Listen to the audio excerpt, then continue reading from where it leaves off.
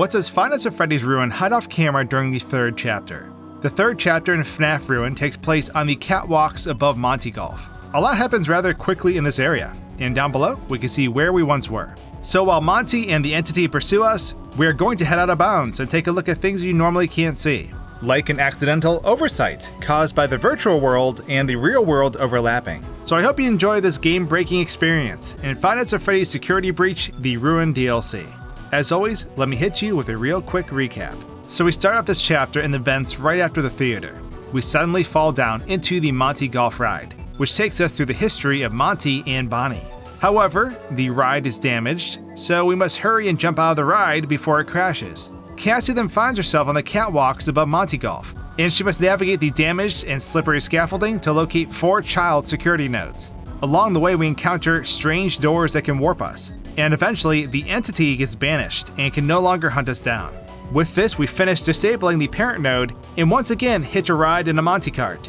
We then make our way to the bakery area as we use our handy-dandy Faz wrench to solve some puzzles. We suddenly see Chica, and then drop down below to close out the chapter. So starting off, let's take a look at this Monty ride. Once we exit the vents, we fall down below into this long, winding tunnel. As we enter our cart, we can see that Cassie's arms then fly above the cart and just kind of stay floating there. This is because the arms are no longer needed for the first-person camera. So as the ride moves forward, we can see Cassie's arms stay behind and then just unload. Way out of bounds, we'll find a T-posing set of arms and some railings stored out here, similarly to the previous chapters we've talked about before. What's neat about this area is that it contains both the catwalks and the bottom section we explored as well. So the map really looks impressive when you scale it back and see both the real world and the virtual one. Back in the ride with the lights on, we can see things more clearly now.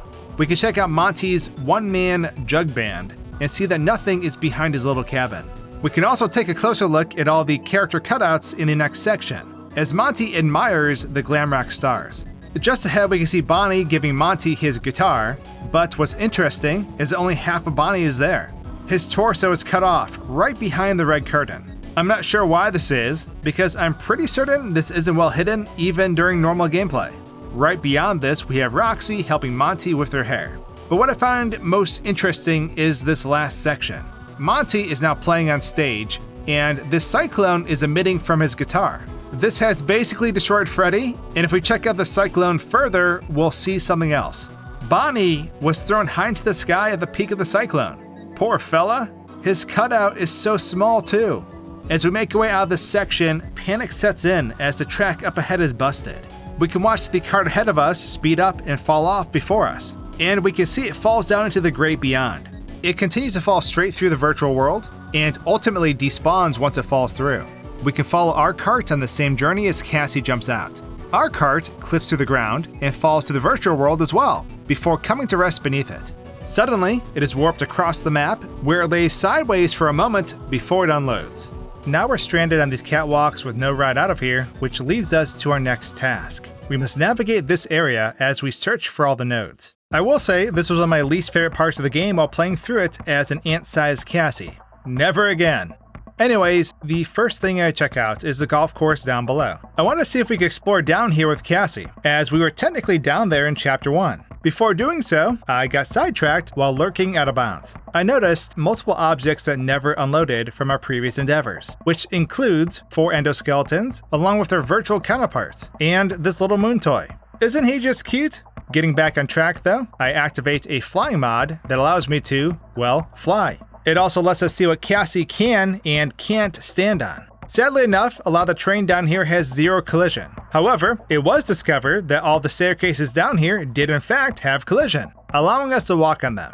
As you can see though, right when I reach the end of this escalator, I fall into the black abyss. Coming back up, I did curiously notice a few random objects down here, which we never normally see to begin with, like this yellow spray can, or this fire alarm, along with a fire extinguisher and this nice stack of cups. Despite the lack of things going on in this area, it was still pretty neat to fly around down here and explore what we normally couldn't. Coming back to the real world, I saw our scaly friend's guitar hiding under the stage where the big hologram of Monty is located. This location in general can only be accessed in the virtual world. As you can see though, we found this guitar, and I'm able to walk around down here with no issue. However, a notable difference is that the virtual world of this area has a path that leads back to the shrine of Monty-related items, and the non-virtual one does not. So with nothing else to explore on this stage, I figured I'd delete these boards blocking the vent and try to make an escape. Of course, this ends with me entering the vent and then predictably falling to my death as I reach the end of the environment's collision.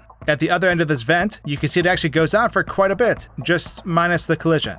Let's go back to the virtual version of this area though, so we can take a closer look at this shrine. Normally, getting to this location involves going down this catwalk that leads to a door-shaped white portal. It brings you down to the stage where this giant Monty hologram towers over you. There's a little path that leads us backstage where we can find this shrine. The shrine is a giant mess of Monty-themed items, just piled on top of each other, which includes some toys, clothing, and cutouts of Monty himself. We can even find Monty's legs sticking out of it from when he gets cut in half in Security Breach. Monty must have a superfan, or perhaps Ruined Monty did this himself to hold onto his pride. Let's get back to the mission at hand though. Originally, the player is tasked with traversing through these slippery catwalks as we hunt down the nodes. Some obstructions lay ahead, which require the player to enter the virtual world and use this mounted Nerf gun to shoot floating Monty heads. I noticed while interacting with the gun that Cassie's arms disappear. Aside from this, nothing outside of normal gameplay takes place. However, once again, I got sidetracked and decided to check out everything that's above the player in this area. I basically do exactly what I did down below. I want to see if anything up here is accessible or has collision. It turns out that everything up here has no collision, minus the random Monty cart. Cassie's able to sit inside the cart securely, but that's about it. Moving on, I find myself not coming across anything that's out of the usual gameplay, as I continue to deactivate the nodes. At one point, we do have this interaction with Monty, which happens quite quickly. As you can see, he just materializes out of the player's sight, then angrily crawls out of the player's view during this interaction. What I do find curious here is that Monty, in theory, could be heading towards the portal that we were talking about before, which leads down to the stage and the shrine of Monty merchandise. So perhaps our gator friend is in fact responsible for the creation of this shrine. Definitely food for thought. This follows with making our way into another portal that takes us to this large cylinder-shaped room.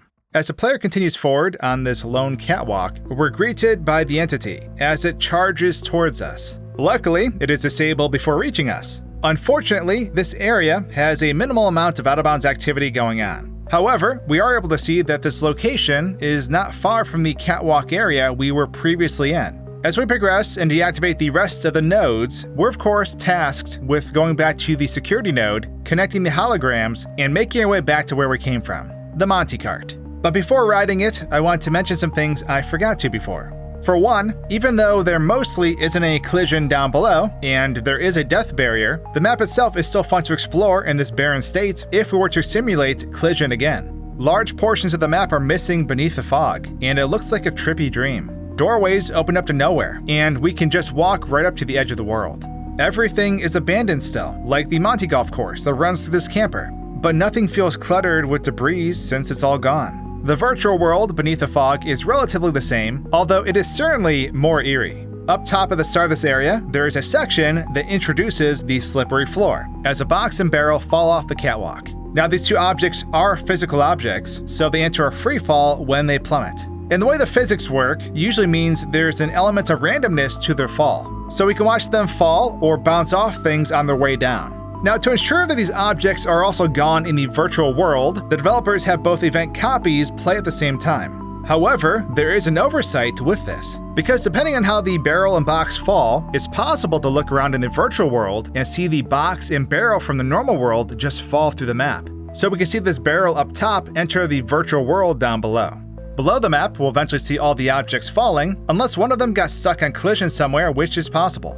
Anyways, swapping back to getting the heck out of here, if we charge the conduits, it will grant us access to leave. You can see that once completing the charges, the Monty cart spawns instantaneously. Taking this ride out doesn't hide much from the player, minus the fact that Cassie's arms disappear while taking the trip. However, towards the end, as the cart is coming to a stop, you can see it shift slightly and then a duplicate cart spawns within. It stays like this until exiting the cart. Other than seeing an excess amount of garbage at the end of this hall, and seeing that the previous area now only has several objects loaded in, not much else is going on behind the scenes, so we'll head upstairs to the next area. Most players are familiar with this spot, as it's where the game pauses to load. Going far out of bounds while this takes place shows how the previous area unloads and shortly after loads in the next section. Heading upstairs leads to the last section of Chapter 3. Before going in there though, I deleted the debris that blocks the player from going up the stairs. As you can see, the deletion only gets rid of the collision, so I head through this junk and find a very inevitable dead end. Viewing this room from out of bounds doesn't reveal much, aside from these machines appearing to not be plugged in. As I was looking at these, I did notice a tiny dot in the distance. Going in for a closer look reveals that it's a lonely little floodlight. This must be somewhere in Chapter 4 if I had to guess. Coming back to this room though, I did notice something curious. The conveyor that leads up to this door seems to interact with the player when being within a certain proximity. Perhaps it has something to do with the fact that this is the same conveyor and door that we see Chica going up and through after charging the last conduit panel. As this part happens, Chica simply just spawns on this conveyor, creepily sliding. We can see that Chica's speed increases as she reaches the incline of the conveyor and makes her way out of sight. However, following this scene, we make our way through this conveyor tunnel and reach the end of Ruin's 3rd chapter. I hope you guys enjoyed this behind the scenes look, and I'll see you in my next video. Cheers!